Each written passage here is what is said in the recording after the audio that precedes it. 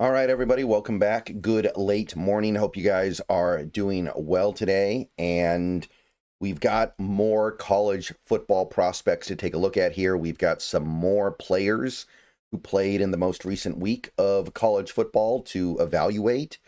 And the earlier video was skill position players on the offense: quarterback, running back, wide receiver. We're skipping tight end because I don't think the Seahawks are going to be thinking about tight end in this draft. We're also going to be skipping a couple of the offensive line positions. We're not going to do left tackle. I know that technically speaking, the Seahawks only have one real left tackle on their team, and Cross is only under contract for 2 more years, but I find it very hard to believe that the team is seriously going to be thinking about moving on unless Cross just doesn't play well. And we'll cross that bridge when we come to it. But right now, I don't think there's any reason to believe that's a serious option. We're also going to skip left guard because we just spent a first-round pick on Gray Zabel. Those are 2 positions where if the Seahawks choose to invest, it'll be for a backup. And I don't feel the need to spend time on trying to find backups, right? Those are guys you might get in the 6th round or 5th round or something like that. And that's fine. Like, that's valuable. I'm not saying that's not important, but I'm just not going to dedicate time and effort seeking those guys out. It's these 3 positions on the offensive line that I think are on the table: center, right guard, right tackle. Please like this video, subscribe if you're new, click the bell for notifications, become a channel member for $2 a month. Those are the best ways to support the channel. Check me out on Bleacher Report. Have a video up today. Gonna have another video going up tomorrow. Okay. Center, I think center's pretty clear, right? Maybe Sundell's really good, but I don't think we're committed to him. We're obviously not committed to Oluwatimi. We could absolutely bring in a blue chip center. Right guard, maybe Bradford will be good, but even if he is, we don't have a commitment to him. And at this point, Christian Haynes just seems like a lost cause. And right tackle, Abe Lucas in a contract year, if he doesn't do well or if he breaks down physically, I got to believe we're going to be looking for something new next year because we don't really have a backup. So these are the positions I think are viably of interest for the Seahawks, right? The left side should be good for a while. If the left side of the offensive line is not solidified for the next 5-6 years, I'll be very disappointed. But these positions, these 3, you could see a non-trivial investment into. So every week we're going to be taking a look at the centers that stand out, again, focusing on the guys that are likely to have a chance to get drafted. So let's start with center over here, and there will be a trend established. Iowa. It's all about Iowa football when it comes to the offensive line. And sometimes these guys don't translate great to the pros, but Iowa churns out quality offensive linemen, especially on the interior, almost every year. Logan Jones at center was probably the standout of the week. Didn't allow any pressures. By the way, generally speaking, in college football, good centers allow very few pressures, so get used to that. Iowa scored 34 points and ran for over 300 yards. Not a very difficult game for them, obviously, but almost 6 yards a carry, massive volume, 76.6 run block grade, 82.9 PFF overall grade for Logan Jones. He's definitely a guy to pay attention to. Braylon Moore of LSU, another LSU player. And remember, that was not an easy game. They're playing Clemson. No pressures allowed. Not huge production, but I want to emphasize LSU didn't get to play Louisiana Lafayette. They played a very, very good team. Before I go any further into this, I want to tell you a little bit about my friends over at Sleeper. Have you heard about the Sleeper app? It is the best way to experience and connect over sports together with other users. It's a one-stop shop for all your sports needs.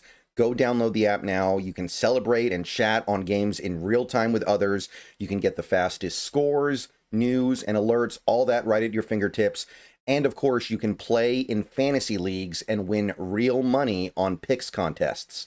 So you can enjoy sports the way they were meant to be, together. Download the #1 sports app today. And when you go, use promo code SBN, that is SBN, and you'll get up to $100 match on your first deposit. Terms and conditions apply. See Sleeper's terms of use for details. Currently operational in over 25 states. So check out Sleeper today. don't forget promo code SBN. 17 points, 108 yards. That is not bad against a team like Clemson. It's just not. 67.8 run blocks, so still well above sea level. 73.9 overall, still very good. And final center to look at is Ipani Laloulu. And I probably mispronounced that, but that's okay. It's the Oregon center, the Oregon Duck. So a lot of you guys watching this video are probably pretty familiar with him. Didn't allow any pressures. Oregon, they had an easy game, but they ran it up. 59 points, 250 rushing yards, 6.5 yards a carry, dominant. Only a 63.3 run block grade for him, only a 68.5, which is still fine, but not his best game. But, I mean, what else can you ask for? You're putting up almost 60 points. Pretty much everybody on that offense had to do something right. So I'm not going to sweat the grade so much, but these are 3 initial guys to keep an eye on this season at center. Right guard. Right guard's always kind of tough because right guard is never really a position I'm looking to make a huge investment into, because it's a position where, for the most part, you can find quality players in rounds 4, 5, 6, and 7. Like, the team tried to spend a 3rd-round pick on Christian Haynes, and look where we are right now.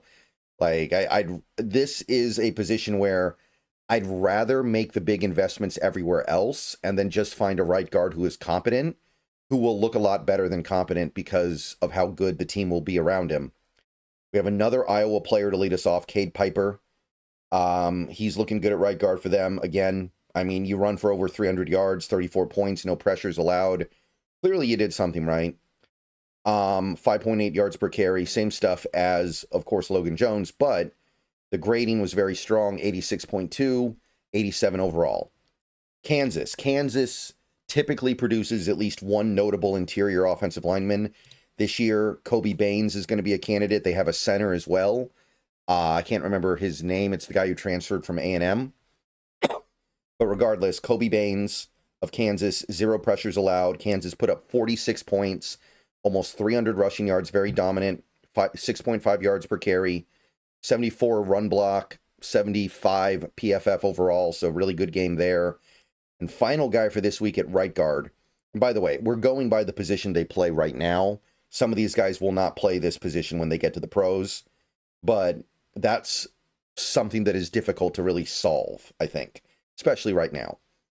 Keelan Rutledge of Georgia Tech. And Georgia Tech beat Colorado. Little bit of an upset, I guess. Not really, but Georgia Tech off to a good start this year. They ran the ball all over Colorado. Rutledge allowed 0 pressures. Georgia Tech put up 27 points, 320 rushing yards, almost 7 yards a carry, very dominant on the ground. Rated pretty good here, 67.6 run block, 69.5 PFF. Really good scores here, really good grading here. So that's your right guard crew for the week. Pretty strong. It seems like it's going to be a pretty good class for right guard. Remember, the top dogs like DJ Campbell. DJ Campbell isn't here this week because didn't seem like he played all that well against Ohio State. Texas really didn't do much offensively overall in that game. You also got a guy like Jaden Roberts at Alabama who did not play. He'll eventually get on the field, you would think, this year, and he'll be a top right guard candidate. So there's going to be better stuff down the line. Okay, so the only thing left is right tackle here. Found 3 guys that stand out. I think for most of the year, it's going to be 3 guys a week. I'm not going to be going the full 5. It's not realistic to find 5 guys at one offensive line position that stand out. Ryan Baer of Pittsburgh, the Panthers. He was one of the top performers at the position this week. Didn't allow any pressures from the tackle position, which is always going to be harder. Pittsburgh put up 61 points, only 158 rushing yards, but it was about 6 yards a carry, so they just didn't run the ball a lot. Really good run blocking grade, great overall grading, 77.7, 74.2 run blocking.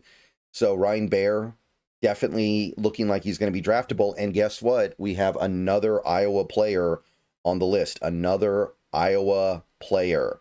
Yeah, that's right. They churn them out. Get used to seeing Iowa offensive linemen in this segment every week. Gennings Dunker, which is a great name, iconic name. You can't beat Gennings Dunker. 1 hurry allowed. And remember, these guys are tackles. Allowing the occasional QB pressure is expected. Iowa put up 34 points, 310 rushing yards. We already know this. But Dunker may have been the best graded of all the Iowa offensive linemen. 83.1 run block, 87.9 overall. So they thought that of these three guys we're looking at, he stood out the most. And the final guy is kind of gratuitous because this is probably the gold standard of the position this year in the draft.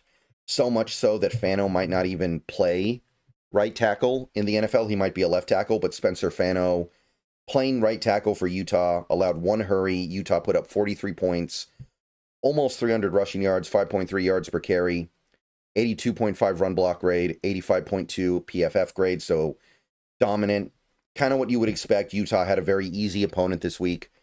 Nevertheless, he remains worthy of monitoring as we go through this season.